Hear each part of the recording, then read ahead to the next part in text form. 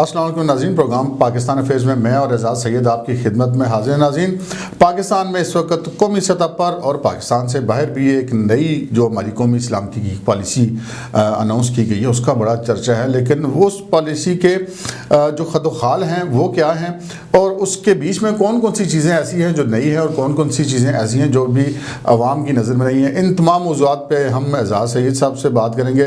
اعزاز سید، یہ بتائیے کہ پہلے تو ذرا چند بنیادی نکات بتا دیجیے کہ قومی سلامتی پالیسی جو ہے یہ اس کے بنیادی خط و خال کیا ہیں اور اس کی اس وقت کیوں ضرورت محسوس ہوئی؟ راجہ صاحب، بہت بہت شکریہ، آپ نے بڑا اہم موضوع چنا ہے۔ جو قومی سلامتی پالیسی ہے وہ پوری دنیا میں جاری ہوتی ہے، پورا جو کمپلیٹ جو ڈرافٹ ہے پوری دنیا میں وہ جاری نہیں ہوتا، اس کا ایک حصہ جاری ہوتا ہے۔ امریکہ میں بھی نیشنل سیکیورٹی اسٹریٹجی وہ جاری کی جاتی ہے، پالیسی نہیں جاری کی جاتی، تو اسی لیے پاکستان نے ایک نیشنل سیکیورٹی پالیسی بنائی ہے، اس کے کچھ صفحات انہوں نے جاری کیے ہیں، بہت بڑا حصہ وہ اپنے پاس رکھا ہے۔ جو بنیادی مقصد کیا ہے اس کا؟ بنیادی اس کا مقصد یہ ہے کہ ایک نیشنل ویژن اختیار کیا جائے، قومی ویژن اختیار کیا جائے۔ قومی ویژن کس بات کا ہو؟ قومی ویژن اس بات کا ہو کہ پاکستان کے جو ذرائع آمدن ہے، وسائل ہیں، ان کو کس طرح بڑھایا جائے، اور ان وسائل کی جو تقسیم ہے وہ ہماری ہیومن سیکیورٹی، جو انسانی تحفظ، اس میں دی جائے، اور ہماری جو نیشنل جو ٹریڈیشنل سیکیورٹی اس میں دی جائے۔ اہم بات کیا ہے اس میں؟ اہم بات یہ ہے کہ اس نیشنل سیکیورٹی میں ایک بار پھر تسلیم کیا گیا ہے کہ پاکستان ایک نیشنل سیکیورٹی اسٹیٹ رہے گا۔ یہاں پر جو پالیسیاں ہیں وہ پیپل سنٹرک نہیں رہیں گی، عوام کو مرکزی حیثیت نہیں ہوگی، لیکن پیپل کے ساتھ جو برابری کا جو حصہ ہے وہ دیا گیا ہے ہماری جو سیکیورٹی اپریٹس ہے اس کو۔ یعنی کہ جو ڈیفنس بجٹ یا ہمارا جو سیکیورٹی کا بجٹ ہے اور ہمارا جو ترقیاتی بجٹ ہے، اس میں جو امبیلنس ہے in favour of the security budget, وہ پبلک کے فیور میں نہیں جائے گا، وہ ویسے کا ویسا رہے گا۔ ہاں، وسائل کو بڑھا کر جو تقسیم ہے وسائل کی، اس کو کیا جائے گا۔ بات کس پہ زیادہ زور دی جا رہی ہے؟ بات اس بات پہ زیادہ زور دی جا رہی ہے کہ وسائل کو بڑھایا جائے۔ یہ بنیادی نقطہ ہے، اور یہ بنیادی نقطہ کیوں ہے؟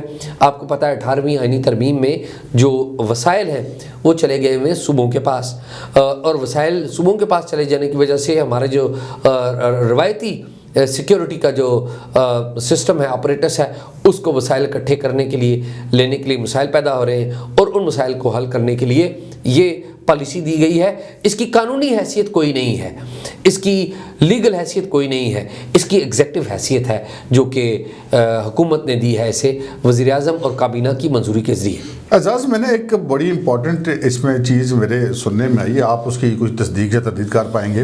ابھی جیسا کہ آپ نے بنیادی طور پر بات کی کہ اس کے جو محور ہے وہ سیکیورٹی ہے، عوام نہیں ہے، عوام کی نمائندگی ہوتی ہے پارلیمنٹ میں۔ کیا یہ قومی سلامتی پالیسی جو بنی ہے، اس میں کیا پارلیمنٹ کا کوئی رول ہے، یا اس کو کوئی اعتماد میں لیا گیا ہے، یا کسی جگہ پہ یہ 18ویں ترمیم سے ٹکرا رہی ہے؟ یہ کیا معاملہ ہے؟ راجہ صاحب، بہت اچھا سوال آپ نے کیا۔ قومی سلامتی پالیسی کی تیاری میں مختلف تھنک ٹینکس ہیں، انہوں نے اپنا انپٹ دیا ہے۔ جو پاکستان کے سیکیورٹی ادارے ہیں، ڈیفنس کے ادارے ہیں، انہوں نے اپنا انپٹ دیا ہے۔ مختلف جو ڈپارٹمنٹس ہیں ان اداروں کے ساتھ ملک، جس طرح NDU ہو گئی یا مختلف اور ادارے ہو گئے، انہوں نے اپنا انپٹ دیا ہے، لیکن پاکستان کی پارلیمنٹ نے یہ سیکیورٹی پالیسی تیار کی ہے، نہ اس کی اپروول دی ہے، کیونکہ حکومت کا یہ کہنا ہے کہ جو پالیسی تیار کرنا ہے وہ حکومت کا ڈومین ہے۔ لیکن سوال ضرور پیدا ہوتا ہے کہ اگر مشاورت کر لیتے پارلیمنٹ سے، تو پارلیمنٹیرینز بھی پاکستان کی عوام کو نمائندگی کرتے ہیں، عوام کی نمائندگی کرتے ہیں، اور آئین کے تحت جو سب سے مقدم ادارہ ہے وہ پاکستان کی پارلیمنٹ ہے۔ یہ نہیں ہوا، کیونکہ حکومت کی ایک دلیل ہے، وہ یہ کہتے ہیں کہ جی گورنمنٹ رسپانسبل ہے اپنے ایگزیکٹو آرڈرز کے اور ایگزیکٹو پالیسیز کے، وہ پارلیمنٹ کو رسپانسبل ہے، لیکن وہ پالیسی پارلیمنٹ سے نہیں لے گی۔ تو یہ اس میں ایک لکونہ ہے۔ جو 18th امینڈمنٹ کی آپ نے بات کی، تو 18th امینڈمنٹ جس طرح کہ ہم بات کر چکے ہیں، اس میں کلیئر ہے کہ وسائل جو ہیں وہ جائیں گے صوبوں کے پاس، اور صوبے آگے بااختیار ہوں گے وسائل دینے یا نہ دینے میں۔ تو اس مسئلے کا نام نہیں لیا گیا، لیکن نام لیے بغیر اس کو ایڈریس کرنے کی کوشش کی گئی ہے کہ ہم وسائل زیادہ سے زیادہ اپنائیں اور ان وسائل کی تقسیم برابری کی بنیاد پر کریں، یعنی کہ لوگوں کے درمیان اور جو ڈیفنس یا سیکیورٹی آپریٹرس ہے اس کے درمیان جو وسائل ہیں وہ تقسیم ہو، برابری نہیں کی بات لیکن ان کی تقسیم ہو زیادہ سے زیادہ۔ اعزاز، یہ جو پاکستان کے اندر انٹیلیجنس ایجنسیوں کا کردار ہے، کیا اس قومی سلامتی پالیسی کے ذریعے کیا ان کو کسی قانون کے دائرے میں لایا جائے گا؟ یہ کیا معاملہ ہے؟ راجہ صاحب بہت بنیادی سوال کیا آپ نے۔ پاکستان میں ہیومن رائٹس کی وائلیشنز کے حوالے سے انٹیلیجنس ایجنسیوں کے رول کے اوپر بڑے سوال اٹھائے جاتے ہیں، اور بھی جو انٹیلیجنس ایجنسیوں کی پولیٹیکل افیئرز میں مداخلت ہے اس کے اوپر بھی سوال ہوتے ہیں۔ اس جو پالیسی ہے اس میں انٹیلیجنس ایجنسیوں کے کردار کو کنٹرول کرنے کی نہیں کوشش کی گئی۔ اس پالیسی کے حوالے سے ہمیں ایک آف دی ریکارڈ بریفنگ دی تھی ایک اعلیٰ حکومتی شخصیت نے، ان سے بھی یہ بات کی گئی تھی، تو انہوں نے بتایا تھا کہ جی دیکھیے یہ جو معاملہ ہے یہ ایک ہم نے ایک فورم بنا دیا ہے، نیشنل انٹیلیجنس کوآرڈینیشن کمیٹی۔ آپ کو یاد ہو جنرل فیض جب DGIS آئے تھے تو انہوں نے نیشنل انٹیلیجنس کوآرڈینیشن کمیٹی ان کی سربراہی میں ایک اجلاس بھی ہوا تھا، ایک نوٹیفیکیشن بھی موجودہ گورنمنٹ نے کیا تھا، تو یہ اس کو ایڈریس نہیں کر رہی۔ قومی سلامتی پالیسی کے حوالے سے اب بہت سارے سوالات لوگوں کے ذہنوں میں بھی گردش کر رہے ہیں۔ سب سے زیادہ جو سوالات وہ گردش کر رہے ہیں وہ ایک تو کشمیر کے اوپر پالیسی ہے، بھارت کے ساتھ تعلقات پہ پالیسی ہے، افغانستان ہمارا پڑوسی ہے اس کے حوالے سے پالیسی ہے، چین کے حوالے سے پالیسی ہے، امریکہ کے حوالے سے پالیسی ہے۔ کیا ان چیزوں کو بھی اس قومی سلامتی کی پالیسی میں رکھا گیا ہے؟ رائے صاحب اس پالیسی میں اگر جو پاکستان کی ریاستی پالیسی ہے اس اعتبار سے کوئی تبدیلی نہیں ہے، جو روایتی ریاستی پالیسی ہے وہ برقرار ہے، اور جو ڈرافٹ اگر آپ دیکھیں تو اس میں جو سب سے پہلے نمبر پہ جس کا ذکر کیا گیا وہ کشمیر کا کیا گیا ہے، اور کشمیر کو کہا گیا کہ پاکستان کا وائٹل نیشنل انٹرسٹ ہے، اور اسی والے سے کہا گیا کہ انڈیا کے ساتھ ہم امن کرنا چاہتے ہیں، لیکن انڈیا کے اندر ہندوتوا کا جو آئیڈیالوجی ہے پرٹیکولرلی ریفرنس دیا گیا ہے نام لیے بغیر BJP کی جو پالیسی ہے اس کا، تو اس پہ ہمیں بڑا کنسرن ہے، اور ساتھ یہ بھی کہا گیا ہے کہ ہم انڈیا کے ساتھ اچھے تعلقات تو بنانا چاہتے ہیں لیکن جو کمپرومائز ہے کشمیر کے ایشو پر، مسئلہ کشمیر کا جو تصفیہ ہے وہ بنیادی نقطہ ہے۔ ایک تو انڈیا کے حوالے سے اور کشمیر کے حوالے سے بات ہوگی، دوسرا ایران کے حوالے سے انہوں نے کہا ہے کہ دیکھیے کہ ہم ایران سے بہتر تعلقات کے خواہاں ہیں، ایران کے ساتھ انٹیلیجنس شیئرنگ کرنا چاہتے ہیں، اور پھر ساتھ ساتھ جو بارڈر پیٹرولنگ ہے اس کو بہتر بنانا چاہتے ہیں۔ یہ ایران ہو گیا۔ چائنا کے حوالے سے بڑی اہم بات کی گئی ہے جو ہمارا پڑوسی ہے۔ چائنا آپ کو پتہ ہے ایک بہت بڑی یہاں پہ انویسٹمنٹ کر رہا ہے CPEC کے سلسلے میں۔ ایک بات اس میں تحریری طور پر لائی گئی ہے اور انہوں نے کہا کہ ہم چائنا کا جو CPEC ہے اس میں دیگر ممالک کی جو انویسٹمنٹ ہے اس کو بھی ویلکم کرتے ہیں، یعنی کہ مطلب اس کا یہ ہوا کہ چائنیز رول کو CPEC میں کنٹرول کرنے کی پالیسی بھی لمیٹڈ کرنے یا کنٹرول کرنے کی پالیسی کو بھی اپنایا گیا ہے۔ پھر آپ آگے چلیے افغانستان آتا ہے، تو افغانستان کے بارے میں کہا گیا ہے کہ ہم یہ سمجھتے ہیں کہ افغانستان جو وسطی ایشیائی ریاستیں ہیں 9 جو رشیا کو بھی آگے ٹچ کرتی ہیں، ازبکستان، تاجکستان، قزاقستان، یہ جو ریاستیں ہیں ان کا ایک گیٹ وے ہے۔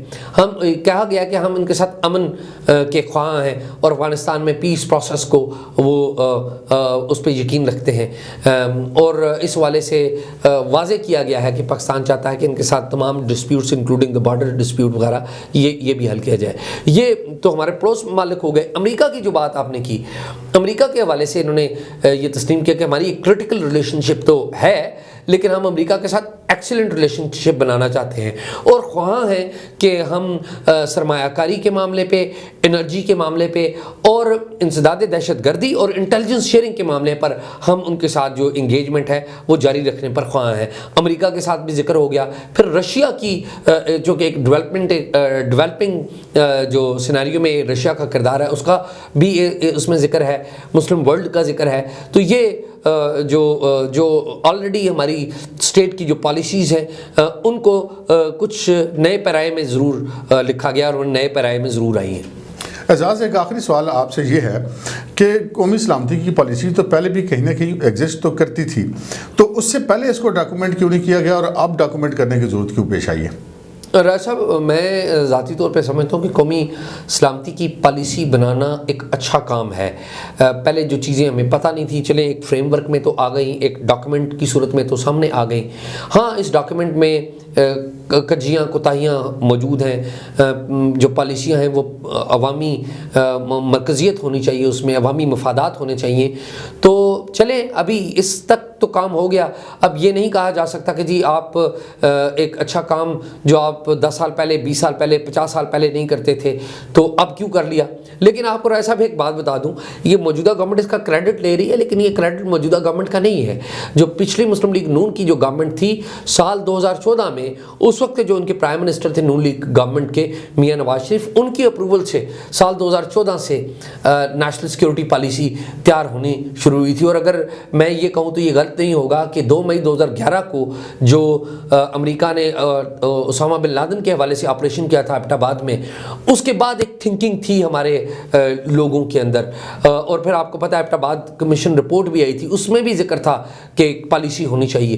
تو اس تناظر میں جو پرائم منسٹر تھے سابق میاں نواز شریف، ان کا یہ ڈیسیجن تھا اور سال 2014 میں اس پالیسی کی تیاری کا آغاز ہوا. تو اچھی بات ہے، تحریک انصاف نے جو نون لیگ کی حکومت ہے انہوں نے ایک اچھا کام کیا تھا تو انہوں نے اس اچھے کام کو آگے بڑھایا. تو یہ میرے خیال میں it should be taken as a good gesture. بہت بہت شکریہ اعجاز سید. آپ نے بہت سارے ہمارے جو ناظرین ہیں ان کے ذہنوں میں سوالات جو گردش کرتے ان کے امید ہے کہ تسلی بخش جوابات دیے ہیں. ناظرین آج کے پروگرام میں اتنا ہی، اجازت دیجیے، اللہ حافظ.